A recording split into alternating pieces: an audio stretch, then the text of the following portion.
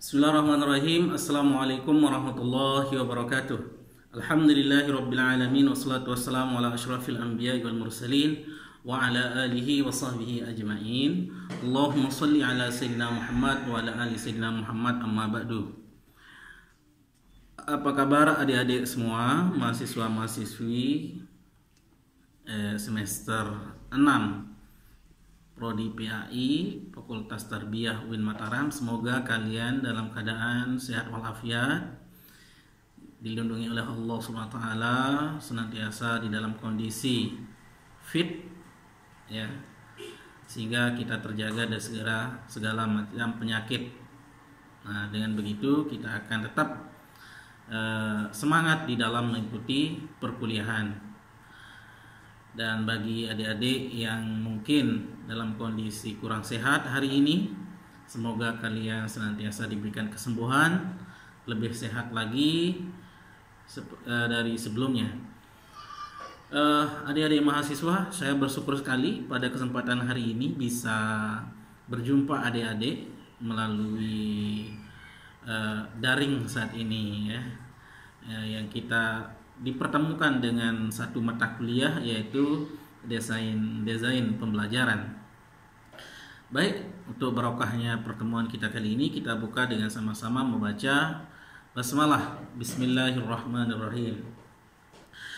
Adik-adik mahasiswa-mahasiswi, pada pertemuan yang lalu kita sudah membuka perkuliahan ini dengan pendahuluan dan kontrak pembelajaran. Kita sudah mengulas tentang materi-materi yang akan kita pelajari selama satu semester, dan sudah juga kita sampaikan bentuk-bentuk evaluasi dan penilaian.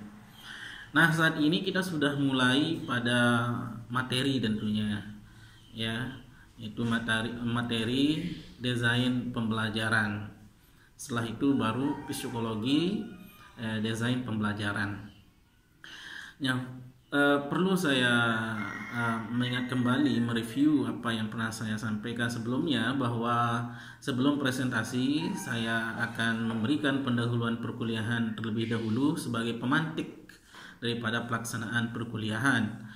Nah, selanjutnya nanti ada presentasi akan disajikan melalui video yang diupload ke YouTube. Nah, mahasiswa yang presentasi kemudian men-share link yang sudah dibuat tentunya.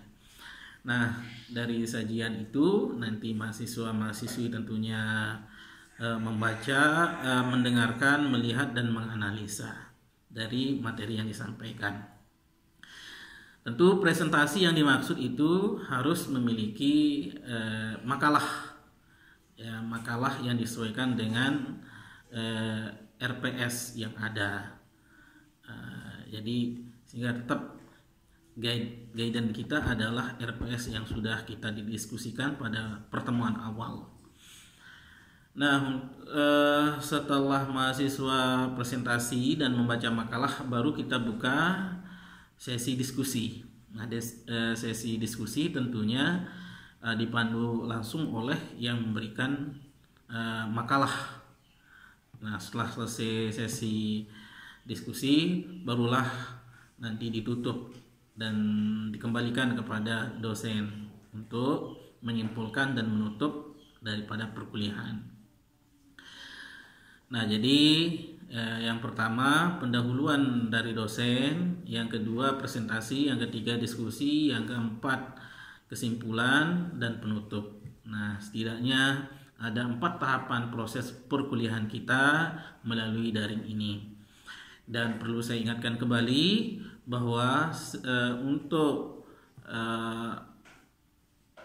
presensi atau absensi kita lakukan di LMS atau Learning Management System yang sudah ada di aplikasi UIN Mataram. Jadi seluruh mahasiswa tidak boleh tidak harus memiliki akun LMS, karena itu syarat untuk bisa mengikuti perkuliahan ya.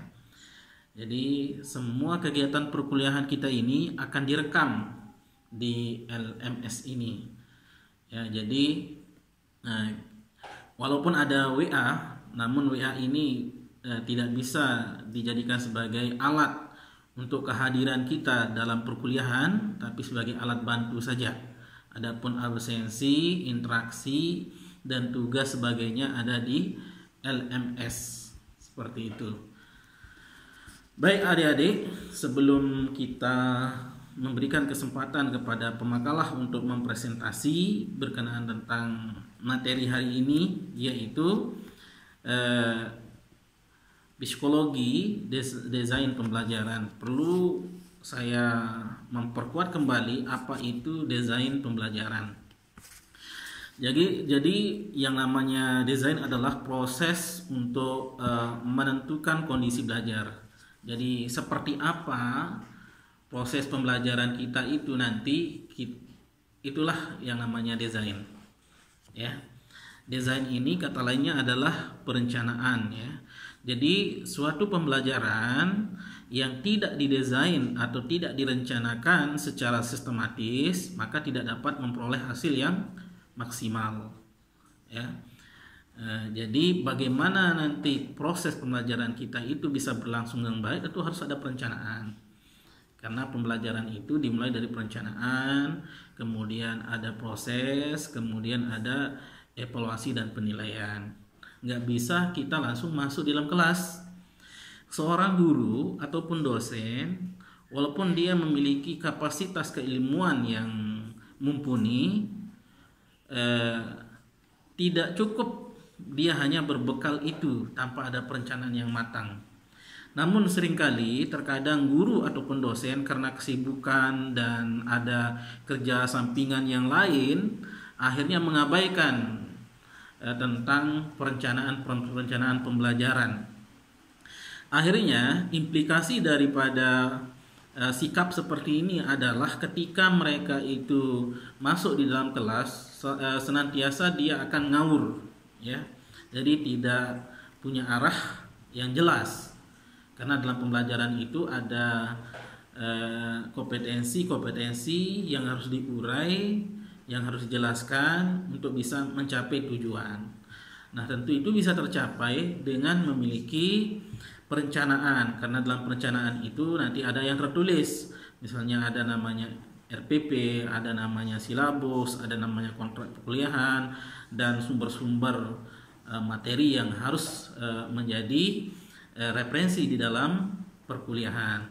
Sehingga kalau seorang guru maupun dosen sudah mempersiapkan itu, tentu ketika mereka masuk di dalam perkuliahan, maka dia sudah matang dan bisa mengelola kelas dengan sebaik mungkin.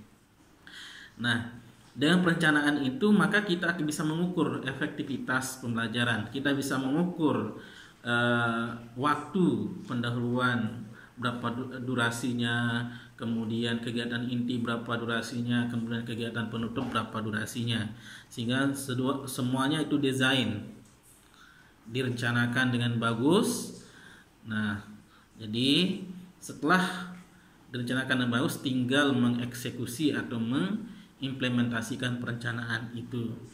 Nah, itulah pentingnya memahami desain pembelajaran. Nah, di dalam memahami desain pembelajaran juga perlu mengetahui tentang karakteristik desain pembelajaran. Jadi, apa saja karakteristik desain pembelajaran? Jadi, desain pembelajaran ini bukanlah suatu pekerjaan yang dilakukan secara tiba-tiba, ya. Bukan pula sesuatu perencanaan tanpa prosedur yang terukur atau sistematis. Jadi, melainkan desain pembelajaran itu harus merujuk pada model-model desain yang memiliki karakter, ya. Bagaimanapun bentuk atau model suatu desain pembelajaran, karakteristik utama dapat diklasifikasikan secara umum itu ada 6, ya. Yang pertama, ada karakteristik pembelajaran itu student center, jadi berfokus kepada siswa. Jadi selama pembelajaran itu yang memiliki aktivitas banyak itu adalah siswa atau mahasiswa. Yang kedua, goal oriented, yaitu pembelajaran yang menghasilkan sebuah goal atau capaian, ya. Kemudian ada karakteristik pembelajaran itu fokus on meaning, kemudian empirical, kemudian a team effort. Nah, ini beberapa karakteristik pembelajaran yang menjadi paradigma seseorang guru sebelum mempelajari suatu mata pelajaran. Yang pertama, perlu memahami desain pembelajaran yang berpusat kepada siswa, atau dengan kata lain adalah student center. Nah, desain pembelajaran berpusat pada peserta didik, baik itu mahasiswa ataupun siswa, bukanlah pendekatan baru dalam pembelajaran, ya. Ini tentu melainkan telah muncul seiring dengan berkembangnya teori konstruktivisme, yaitu teori dalam praktikal pembelajaran, yaitu yang berkarakter pada pandangan progresivisme education, ya, atau pendidikan progres, yang orientasinya berpusat kepada perkembangan anak. Nah, tokoh yang sangat getol di dalam pembelajaran berpusat pada siswa ini adalah namanya John Dewey, ya. Jadi menurut John Dewey itu bahwa yang paling penting di dalam proses pembelajaran itu adalah mengenal anak, ya. Jadi harus pertama mengenal karakteristik anak, bukan mata pelajaran yang menentukan kualitas dan kuantitas, ya. Tapi menurut John Dewey bahwa yang mengambil posisi strategis di dalam pendidikan itu adalah mahasiswa atau siswa, ya, bukan mata pelajaran. Karena yang menjadi objek dan subjek pendidikan itu adalah siswa atau manusia. Nah, ini. Kemudian ada desain pembelajaran berorientasi tujuan atau yang disebut dengan goal oriented. Nah, tujuan pembelajaran mencakup 5 kemampuan, ya. Ada informasi verbal, kemudian ada kemampuan intelektual, kemudian ada kemampuan kognisi, kemudian ada kemampuan sikap, kemampuan motorik. Nah, ini yang kita sebut dengan fitrah di dalam agama Islam, potensi. Nah, yang kita kenal dengan taksonomi Bloom, ya, yaitu ada kognitif, afektif, dan psikomotorik, gitu, ya. Jadi ada yang berpusat kepada kegiatan siswa pembelajaran itu, ada yang berpusat kepada tujuan, pengembangan tujuan.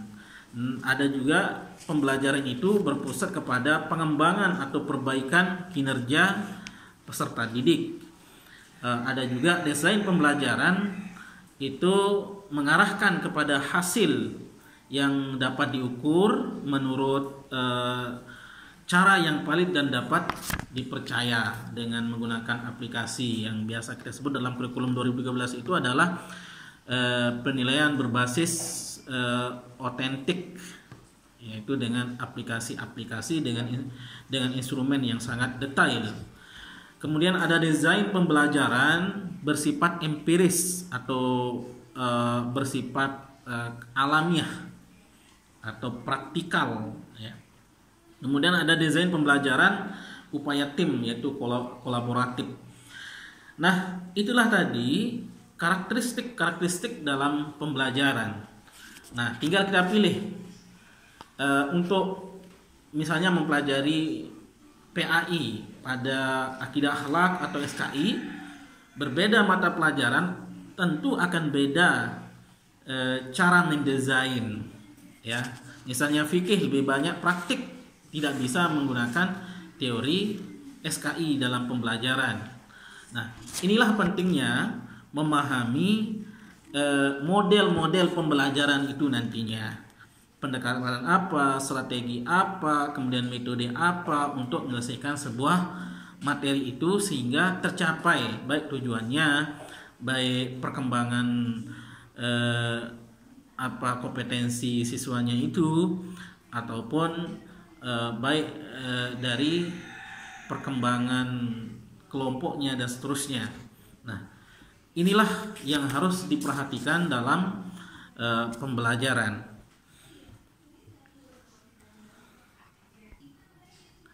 Baik, kaitannya dengan materi kita pada hari ini, yaitu presentasi makalah berkenaan tentang psikologi desain pembelajaran atau landasan psikologi desain pembelajaran. Nah, ini merupakan rentetan daripada pemahaman desain pembelajaran. Jadi untuk sebelum memahami secara epistemologi atau secara cara untuk mengajar, perlu memahami dulu ontologi desain pembelajaran yang disebut dengan psikologi, materi pembelajaran itu atau paradigma pembelajaran itu. Jadi dari pembelajaran itu tentu banyak sekali ya. Misalnya kalau kita ini sebelum kita belajar membahas tentang pembelajaran, ada istilah pendidikan. Jadi aliran pendidikan itu banyak sekali ya. Ada misalnya perennialisme, esensialisme, progresivisme, kemudian ada rekonstruksionisme, dan banyak sekali aliran-aliran atau filosofis yang mendasari daripada pendidikan. Bagaimana dengan pembelajaran? Sama ya. Jadi teori belajar itu banyak sekali.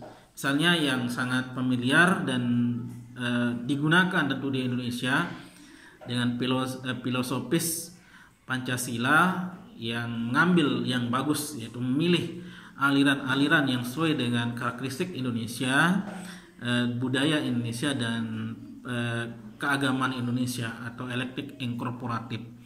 Jadi ada beberapa teori pembelajaran yang harus dipahami oleh mahasiswa dan mahasiswi. Yang pertama ada namanya behaviorisme.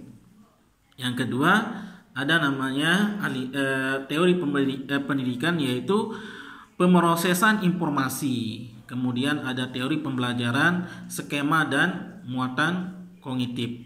Kemudian ada teori pembelajaran tentang belajar situate atau situasi ya, situated learning.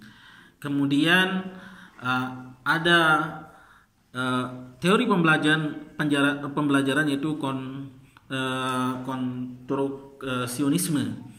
Nah, beberapa teori ini menjadi dasar pemahaman kita atau paradigma dalam proses pembelajaran yang harus kita pahami. Karena ironinya saat ini tentunya setelah saya melihat beberapa guru dari secara pengalaman ya, banyak sekali guru tidak memahami filosofi dari pendidikan dan pembelajaran.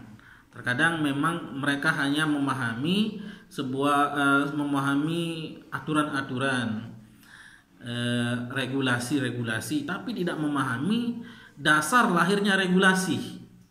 Dasar lahirnya regulasi inilah yang disebut dengan ruh atau filosofi atau teori pembelajaran. Oleh sebab ini, kesempatan bagi adik-adik mahasiswa untuk mendiskusikan tentang filosofi daripada pembelajaran atau teori-teori belajar itu. Yang seperti yang saya sebut tadi, ada behaviorisme, kemudian ada empirisme, kemudian ada konstruksionisme, kemudian ada pengukuran informasi dan seterusnya. Oleh sebab itu, saya berharap kepada pemateri hari ini bisa mengulas dengan baik materi tentang landasan psikologis desain pembelajaran, sehingga akan terbentuk pemahaman yang kuat atau fondasi yang kuat tentang desain pembelajaran. Karena sebelum pokok ini menjulang ke atas, sebelum kita mempelajari teori model dan teori tentang metode, tentang strategi, harus memahami dulu tentang teori-teori ini sebagai dasar kita berpijak. Ini adalah fondasi. Sehingga saya berharap pada pertemuan kali ini seluruh mahasiswa-mahasiswi aktif mengikuti perkuliahan ini, dan bukan hanya aktif dalam absensi tapi aktif dalam berinteraksi dan diskusi berkenaan tentang filosofis atau psikologis daripada pembelajaran. Silakan digali secara meradikal atau secara mengakar, sehingga mahasiswa dapat meraih apa tujuan daripada pembelajaran kita pada hari ini. Baik, itulah pemantik perkuliahan dari saya. Selanjutnya silahkan dilanjutkan presentasi makalah, kemudian diskusi, barulah kita nanti simpulkan materi pada hari ini. Terima kasih atas perhatiannya. Saya berikan kesempatan kepada pemakalah.